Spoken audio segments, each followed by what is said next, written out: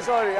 I apologize to the Honorable Lloyd Mara of the musical director over there because of it is my fault.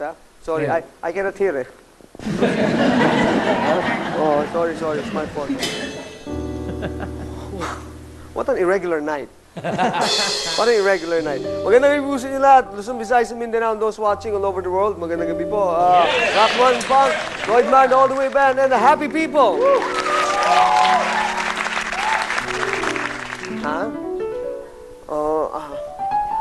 Congratulations muna pala to TV5 dahil yung nandito ako sa hit.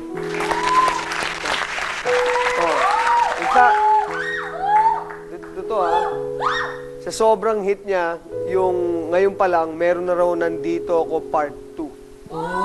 Oh. That's true. Kaya lang, hindi pa pwede si David Archuleta dahil nga, di ba, meron siyang 3 years yata na ano sa Mormon or something. Yeah, oh. So, para habang wala siya, yung gaganap muna na David Archuleta, ako daw muna. Nandito ako, umahebag.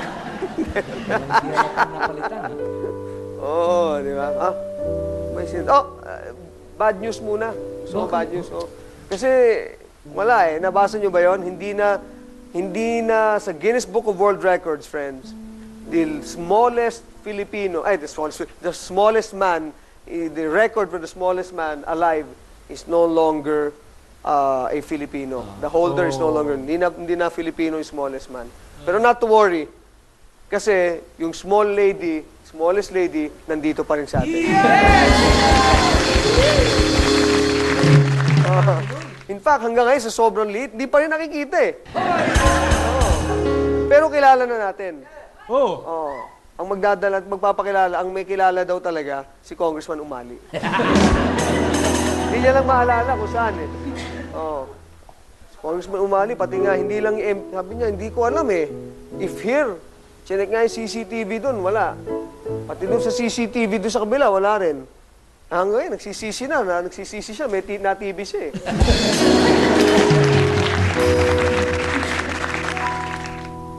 Pag-uusapan mo ba natin impeachment? Para maiba naman. Para maliban. Hindi, huwag natin mag-usapan impeachment, no? Tamo, pati si Roming napapag... Hindi, huwag natin mag-usapan impeachment. Kasi pag-usapan naman natin yung corruption, pagtaas ng gasolina, gano'n na lang, no? Dapat, mas okay pa yun eh. Pag-usapan natin. Speaking of pagtaas ng gasolina, tumaas na naman po ang gasolina. Diba? Kaya hindi na maganda eh. In fact, kasi alam din pansin, pag tumaas ang gas, kasabay niyan, gastos. Sabay-sabay na yan, ha? Pag tumaas ang gastos mo, puro gas yan eh. Tataas din ng gas. Lahat nakasalalay sa gas eh, no? Di mo napansin?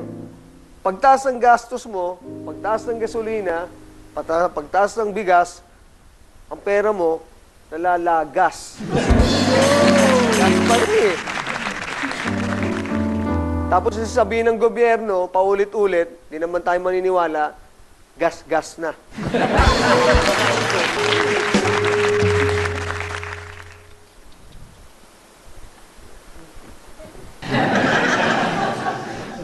Gago sila. Mga sira-ulo. iPad na lang. iPad na lang, no?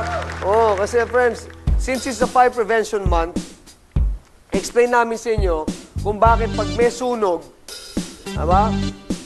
Kawawa naman lahat mangingitim, kaya wag kayong magpapasunog kasi mangingitim kayo, di ba? And of course, we have the iPad girl.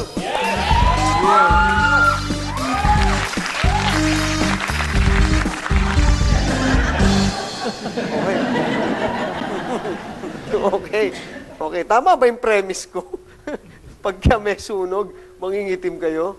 O, hindi, di ba? Pagka, kasi di ba natutusta, o pag may sunog, di ba? Maglingin na tuklap. Natutusta. Tosta ba o tusta? Tosta. Oh, di ba? Here's a tosta. Okay, so using the word sunog, I will explain to you using the intelligent process of deduction kung bakit nangingitim yung mga nasusunog na ano. Di ba? Bagay or... Very. Okay, very interesting, di ba? Okay. We start now with the process of deduction. We start off with sun. Okay, anong sun? Araw. Araw yan. Oh, mainit. Yan, mainit yan. Oo, di ba? Oh, ngayon, pwede ring soon. Oh, Agad. soon, agad. Di ba? Agad-agaran. Oh, yan, agad. So, you notice that there are two meanings to just one word in the iPad. Diba? It's critical agad, di ba? Now we go to the more critical part, no, is the og. Diba?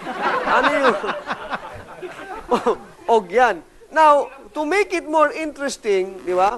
Kasi may soon yan, di ba? Itong N, di ba? We will borrow now from the other part. This is the N.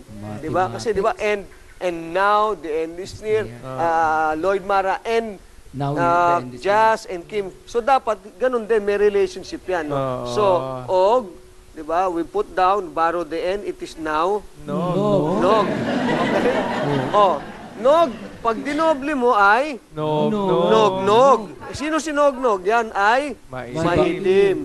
So kita mo ngayon because of sunog, di ba? Kitang-kita mo na agad, ito yung mainit at ikaw yung mangingitim. Thank you very much.